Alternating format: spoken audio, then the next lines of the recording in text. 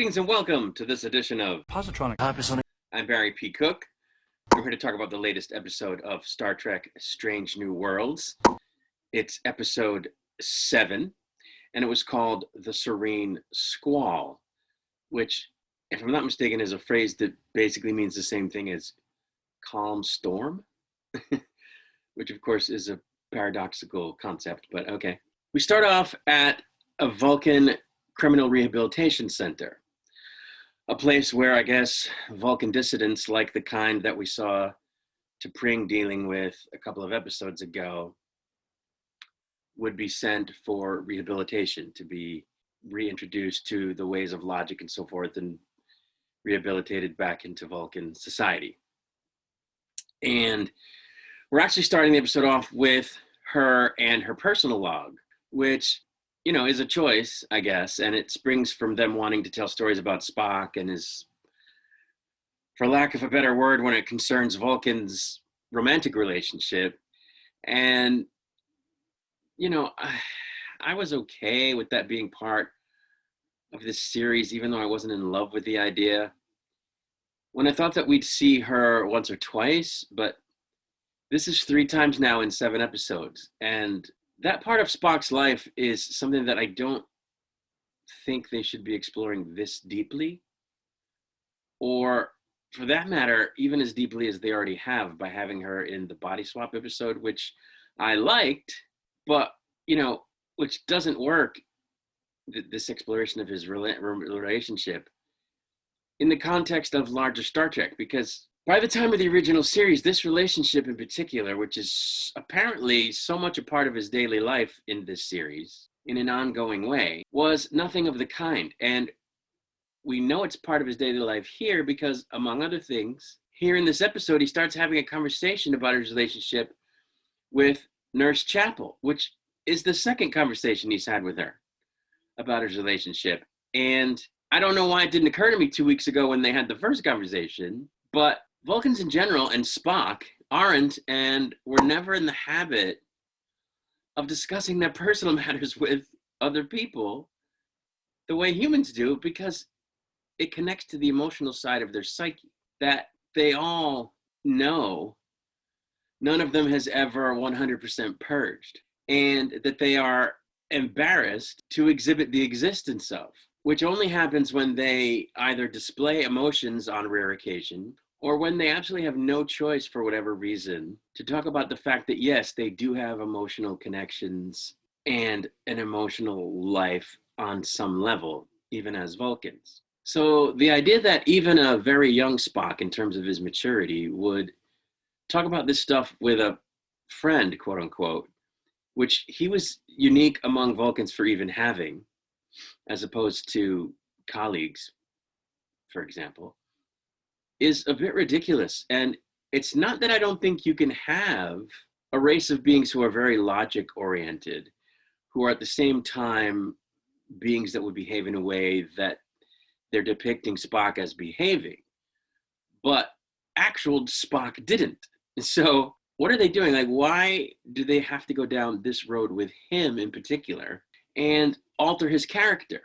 Again, it goes to what I said about the show when they were developing it, which is, you know, we don't know a lot about what happened to the characters during this period of time, so they can have stories that don't contradict with the continuity, but these conflicts with continuity are inevitable because they're going to, and now they have been, depicting the characters in ways and depicting situations in ways that don't comport with that continuity because it's unavoidable. And this is just an example. I just don't know who these writers are that they think they can write this character in such a way that it makes him more human, the way they would write a character that is human. In other words, you can have a human character that isn't very in touch with their humanity and doesn't exhibit the traits of being an actual human, and then sort of develop them over time to where, okay, they start to do that. But why would you do that with this particular character who, yeah, okay, eventually embraced his humanity, but it took decades?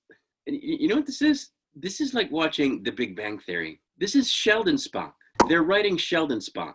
And that was interesting and moving and thought-provoking and fun when it was actual Sheldon behaving like Spock on that show. But the same exact characterization, which is what this is, being put upon actual Spock, while it might even be all of those same things, is also actually anathema to the actual character of Spock that has a pre-established characterization. So I just don't get it. And I'm literally making this observation at the 3 minute and 8 second point of the episode. I mean, I don't know, 5 or 6 or 7 years can change a person. So maybe this sort of thing, this personal development of his, this emotional development of his, just comes to a screeching halt in like 7 years, and he goes back to trying to be more Vulcan. I don't know, but that's a weird course correction, it seems to me. I don't know. Anyway, moving on. The Enterprise is working with a doctor person who used to be in Starfleet as a counselor, who now runs aid missions to disparate colonies or entities that need humanitarian aid. And they've been tasked with helping them help a specific group of colony ships on the edge of Federation space. And it happens that in the particular sector of space that they're currently operating their aid mission thing in, this doctor and her associates, there are pirates regularly laying siege to the aid missions and the people that the missions are aiming to aid. So when they arrive at the location of these ships, it would appear that they've been destroyed and that the colonists have been taken away across the border, probably into non-Federation territory, maybe as slaves. Spock informs the captain that sojourns into non-Federation space requires Starfleet approval, which they can't get right away because they're so far from the subspace relays that they can't quickly reach Starfleet with a message, requesting permission, which all makes sense. But why is Spock telling the captain that? On the original series, that's exactly who would have told the captain that, because on the original series, Spock was first officer. But in this series, it should be number 1 who's telling the captain that, not the science officer. And number 1 isn't even on the bridge, which I'm kind of realizing now is very often the case on this series, unless I'm remembering the first 6 episodes incorrectly. And that shouldn't be. She should be on the bridge like all the time, and she should be the one telling the captain these things before the science officer anyway. And I don't see why he's the one telling Pike how long it would take for communications to get to Starfleet from where they are, when really that would be a question for the communications officer, who interestingly isn't Uhura in this episode. I don't think she spent a lot of time at communications during this series yet, but yeah, she's not in this episode, which is interesting. Anyway, cut to opening credits, and when we come back, the doctor person is in their assigned quarters, apparently having just completed a shower or a workout, and Spock shows up there to accompany them to the bridge because the captain couldn't reach them because they were listening to loud music. And again, I have to ask, why is the science officer, or for that matter, any bridge officer who isn't the first officer, who you would think, okay, the captain wanted to send somebody of importance, so they sent the first officer, the one who's going to get them? Why, if he's not going to send the first officer, why would he not just have sent a random ensign or a yeoman or a security person? It doesn't make sense. This is not what would have been done in a real situation. It's only been done here because, first of all, if they were going to use anybody, they were going to use a main character in all likelihood, because the other option is to have the scene take place, whatever reason they're doing this for, whatever scene they're going to have, would have to take place between a guest character and a non-major cast member, the point of which would just be non-existent unless there was some seriously important dialogue pertinent to the particulars of this episode that needed to be spoken outside of the presence of main characters for some reason.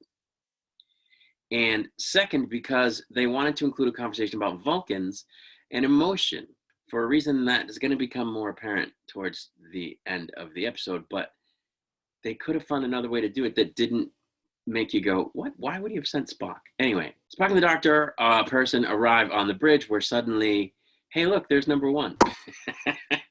And apparently the Enterprise has picked up a distress call, which may not, in fact, be coming from one of the colonist ships. given that 2 of them were destroyed and the status of the third one isn't known. As Enterprise heads into like an asteroid field in an attempt to get to the ship that's supposedly sending the distress signal, it finds itself trapped in a laser net being emitted by devices on individual asteroids, which soon begins shrinking around the ship. And when Spock determines that if they destroy the asteroid that the entire grid is most dependent on, they can free themselves from the net, he ends up having to take his best guess at which one of 2 that seem to be the most likely candidates for being that particular asteroid is actually that asteroid. And he appears to be pained to have to do so because that isn't the Vulcan way, which is interesting because after getting his copter put back in his head, we see him in Star Trek IV once again hesitate to have to guess the correct answer to something when he's trying to plot the course of the bird of prey around the sun in such a way as to get back to the present. So that was interesting. Next, we see Spock in his quarters analyzing scans of the asteroids, at which point he is visited by the doctor person. And right at the outset of the scene, I'm wondering why he's doing this in his quarters as opposed to on the bridge or in a cabin, or in a lab rather, but okay. He's visited by the doctor person, who we know was a counselor at Starbase 12 before she was doing these aid missions, and she's there to see if she can help him with anything or with what he's trying to do. And when he says that he would welcome her help in analyzing the data that he has about the pirates or whatever it is he's looking at, she jumps right to commenting on how he seemed so distressed at having to make a guess or a hunch earlier, which, well, he says a hunch is akin to a guess. But anyway, she points out how awkward it was for him and unpleasant. And, you know, okay, she's a counselor by nature and whatever, but how is it her place to have this conversation with him? And, you know, the conversation itself is fine because it ends up being an exploration of the whole question of Spock's struggles with serving on a ship where things like being asked to make a hunch will occur, where it wouldn't, for example, on a Vulcan ship or a Vulcan institution or at a Vulcan institution. And that's valid character stuff for Spock, but these are ultimately issues that he dealt with over the course of decades of his life. And I somehow don't think these questions come to a head like every other day during this period in his life. And on this series, that's what we're being told happened, because he keeps having a conversation with different people, whether it's Chapel or T'Pring and now this doctor person about this stuff, and it just keeps coming up. And I could get past the fact that that's uncharacteristic for a Vulcan because Spock is half human, but I can't get past the fact that it's massively uncharacteristic for Spock in particular. Because again, the next time we see Spock after, you know, whatever the events of this series are going to be, it's a number of years later and people can change and he can certainly become a different Spock over that length of time and stop having these conversations with people and stop struggling with these things so regularly. But like, that's what they're asking us to believe. And at the risk of repeating myself, this is why I thought making this series would be a bad idea.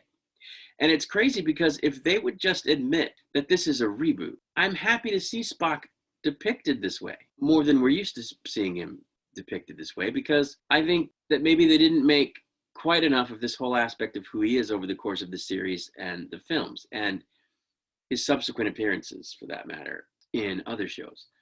But they're doing it so often that it only makes sense if in the it only makes sense in the context of a reboot, because it doesn't believably line up with how we find him by the time of the original series. So I don't know, nothing they've done in the first 15 minutes of this episode is bad. None of it is bad stuff. It's actually all good stuff. It's good writing in terms of a generic show with generic characters that don't have a history. It's all good writing choices they're making, all good storytelling choices they're making, all good character development stories, you know, all good choices for these characters if they were in a vacuum. But the problem I have with it is they're not in a vacuum and they're altering established characters. So it's crazy because I find myself loving it on one hand as a person who appreciates good writing and good storytelling and good character development, which is what's been lacking so much on Discovery and Picard, but hating it on the other hand because it flies in the face of established continuity. So I'm actually conflicted. I don't know. Maybe I'm Spock. Anyway, after this very brief conversation, the doctor person, who, by the way, I very much like after only a few minutes of screen time for them, just says, never mind, and just sort of leaves his quarters. Like, what? Okay. I do want to note, by the way, that there are some cool sort of quick moments in this episode with Ortegas and how she banters with the captain, as there usually are. And I just want to say again that I like how this kind of moment keeps showing up from episode to episode, because I think it's cool, and I actually like this character, Ortegas. So anytime they can do more with her, that would be cool. Upon arrival at the coordinates of the distress signal, the captain and La'an beam over to the pirate ship, which, by the way, is named the Serene Squall, and find the source of the signal, which is just like an automated thing, while at the same time, pirates transport onto the Enterprise. And I don't know, I mean, of course, that wouldn't be possible if the shields were up, but like, how often do Starfleet ships run with the shields up outside of an active confrontation situation? I mean, there would be occasions where they would do this, and I've noted some where they should have had the shields up, but they didn't, even though they weren't in a direct confrontation. But like, that's not a perpetual state of operation. So, you know, maybe it does make sense that in this case, the shields weren't up. But then the communications are jammed, so the ship can't talk to Pike, and Pike can't talk to the ship. And as I said, it's been boarded.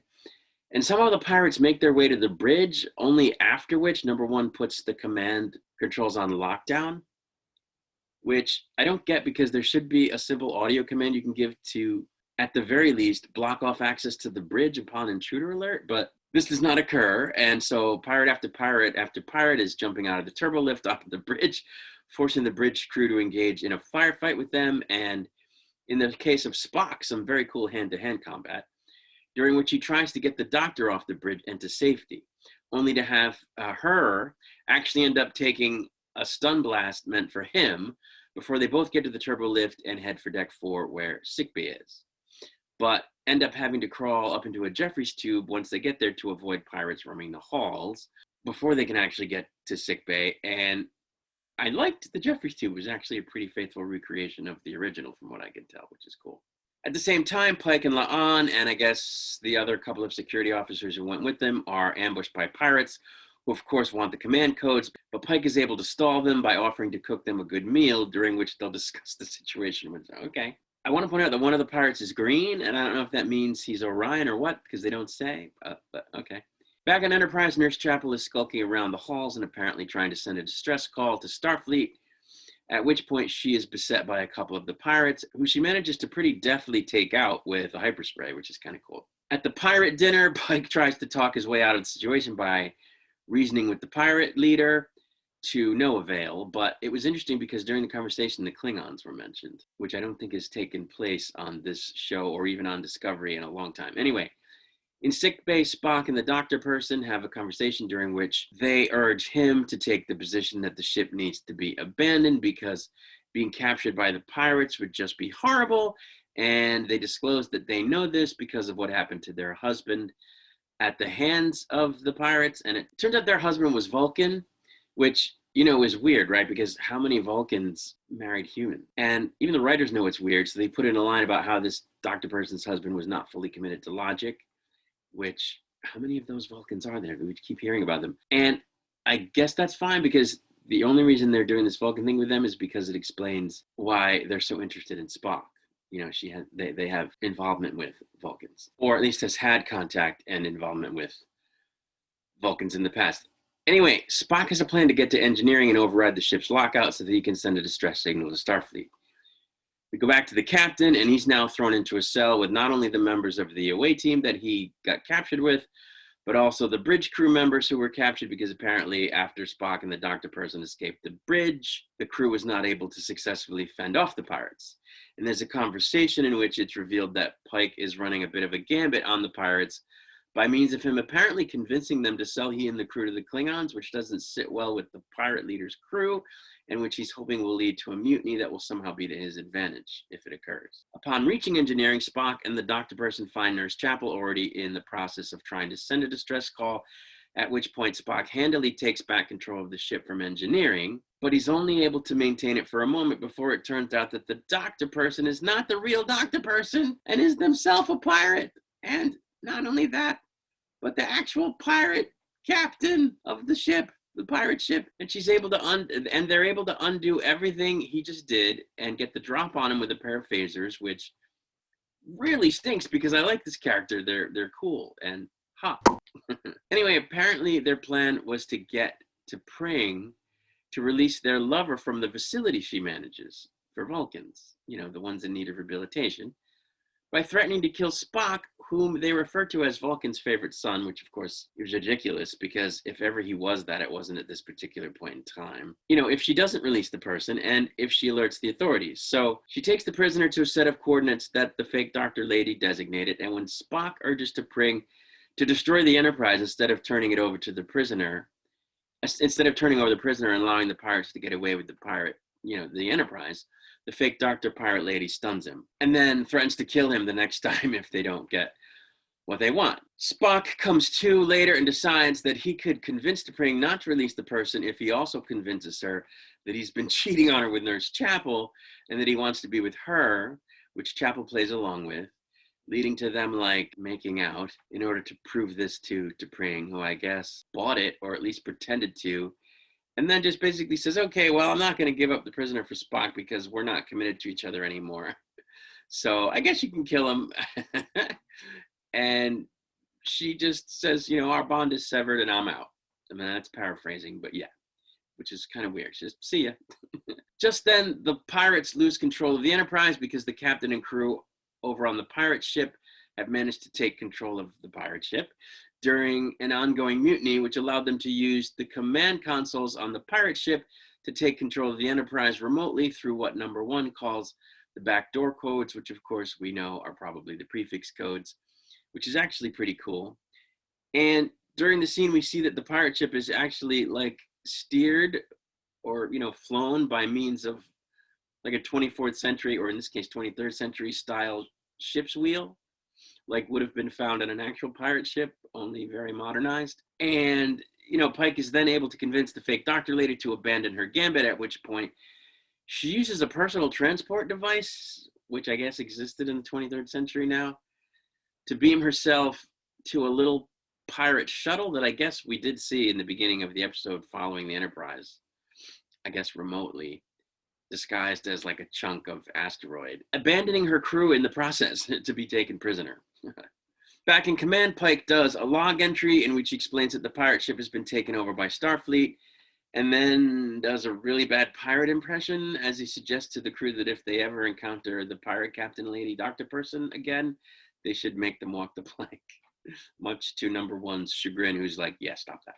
Next, we see that T'Pring has come to the Enterprise to see Spock, at which point she confesses that she knew that he was faking the Nurse Chapel thing and talks to him about how she's been wrong about his human side and that it is a source of strength for him, which again, while I like that, it doesn't comport with prior continuity because this is a revelation or a realization that Spock didn't make about himself until much later. So the idea that someone proposed that it was such to him this early doesn't work. But there again, if I keep telling myself that I need to think of this as a reboot, that concern goes away. So I'm trying to do that, but it's not easy because Paramount won't admit that it's a reboot, at least in practice, even if they didn't, intend for it to be on paper. And it's really? And it's different because, in the beginning of Discovery, where they kept violating canon left and right, I would say I could get into this show if they'd stop breaking the continuity. But at the time, I'm talking about the beginning of Discovery, it had the possibility to be at least good, but it never got good and it got bad. This show is actually pretty darn great, but some of this stuff kind of ruins it, and I'll get into more of that in a minute. Anyway, he and T'Pring make nice and share a snog, and it's cool. And I find that the more we see of T'Pring, the more I actually really like this version of the character, the way they're portraying her. And I hate that later she becomes this other person. So I really wish they weren't making me like her, if you know what I'm saying, which is why, again, I wish they would just please say that this is a reboot. Not so much because in this case it doesn't comport with prior continuity, but because even if it does, what it means is that they're taking this character that they're making very likable, that down the road they already know becomes like an asshole, which means they're sticking me with the burden of having to realize that this person that I'm liking right now becomes an asshole later. And that makes me angry at them, because if this is a true prequel and this character you're showing me that I like is in fact going to become that person, I mean, I guess that's okay, but can you stop making me like her so that I don't actually like them? Like if you're going to show this character and she's not yet an asshole, but we know she's going to become an asshole because this is a true prequel, okay, whatever, I get it, she's going to change. But like they're making her really likable, and I don't want a character that's really likable to become an asshole. But there's no option if this is a real prequel. So I just wish, this is why, like, forget that it doesn't comport with continuity. Let's suppose that this does comport with continuity, and we can believe that she's this person now and becomes that person later. Cool. It jives with continuity. But I hate it in this case because I don't want this character that I'm starting to like to become the other version of herself that she becomes, even if they keep with the kid. So, like, what? Stop it. If you can't admit that it's not a real prequel, that it's a reboot, just stop it. Stop making me like her. Oh! And, you know, again, it's one of the reasons why I'm surprised that they decided to go down this road of exploring this aspect of his personality, his romantic life, because he's an established character. And so while I understand that they thought, you know, hey, Vulcans are a race of people who engage in the construct of mating for life, and they do, and that they practice monogamy, which they do, even though from a strictly logical standpoint, you could argue that doesn't make sense in terms of, you know, the propagation of a species, right? Because you would think spread your seed and just keep mating and whatever. But that's how Vulcans have been depicted, as monogamous and so forth.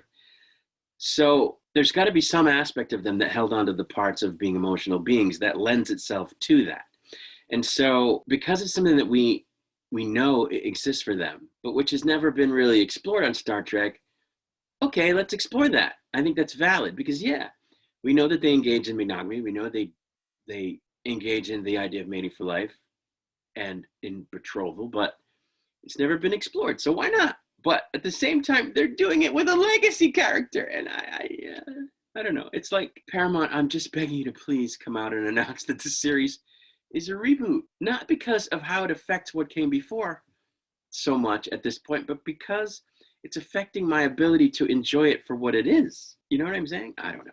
Before the episode ends, we get a scene of Spock talking to Nurse Chapel in sickbay about what happened between them on the bridge, at which point she says that she knows where she stands with him because he would never pursue another woman while he was betrothed. So she knows that there are no feelings between them, except for hers, and that it isn't an issue in their friendship, which he says he's glad to hear. And then as he's about to leave sickbay, she stops him and says, hey, back on the bridge, you said you think you know who the prisoner that the fake doctor lady was trying to free is. And he explains that based on what the fake doctor person, pirate person said, he thinks the prisoner in question isn't actually someone named Zavarius or whatever name she used for him, but is instead actually SPOCK, which I actually think is cool because as goofy as it was that they introduced him in Star Trek V out of nowhere, he is a cool character that they did a good job with in that movie. And I was actually sitting there as he's explaining bit by bit how he knows who this is, realizing where he was going and like freaking out. So yeah, I'm down with it, albeit sort of dubiously, because, you know, here again, it's a massive continuity landmine because Spock quite clearly says to SPOCK in Star Trek V that he was a boy last time SPOCK had any knowledge of what he was like. When he says, you know, I'm not that scared little boy you left behind so many years ago. Since that time I found myself, I know who I am. Which would imply that he hasn't seen SPOCK or that SPOCK hasn't seen him, you know, since he was a kid. So while I'm interested in seeing what takes place with his character on this series, now that they've introduced him, I'm at the same time, again, wishing that they would just come out and say this is a reboot, because there's no way you can get around that very clear implication from Star Trek V. So anyway, I don't know at this point if he's going to be part of episode 8 as opposed to episode 9 or 10, but we shall see. what's immediately interesting about it is I think that it explains why they spent so much time in this episode talking about Spock and his nature, since that whole subject is very much connected to the whole SPOCK thing, which apparently now they're introducing. So I like this episode. I think it was very good Star Trek and just very good in general. And it's the 7th out of 7 examples of how Discovery and maybe Picard could have been so much better up to this point if they'd just done the episodic thing and balanced the character development across the wider cast versus only 1 or 2 characters the way they did, especially on Discovery. Of course, as I've been saying all along, I have concerns about how the very good stuff that they did in this episode in terms of Spock and, and whatnot doesn't comport with continuity, but it's not like on Discovery where all the crap they actually did that didn't comport with continuity was just dumb and bad in and of itself, because this stuff is actually good stuff. So if I take myself out of the headspace where I'm thinking about continuity, this series has been excellent, almost without qualification, except for maybe a few minor plot points that didn't make sense just narratively. But in the course of these 7 episodes, it's been difficult for me to do that because they keep insisting that it's not a reboot. Anyway, I've probably talked more about this episode than I have any other episode of anything in a long time. So I'm gonna wrap it up.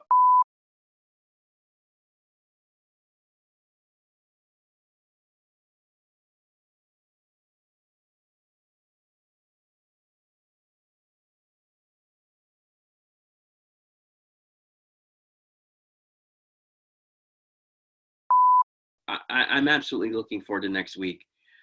I will, of course, be back with a review. Until then, my friends, I wish you peace and long life.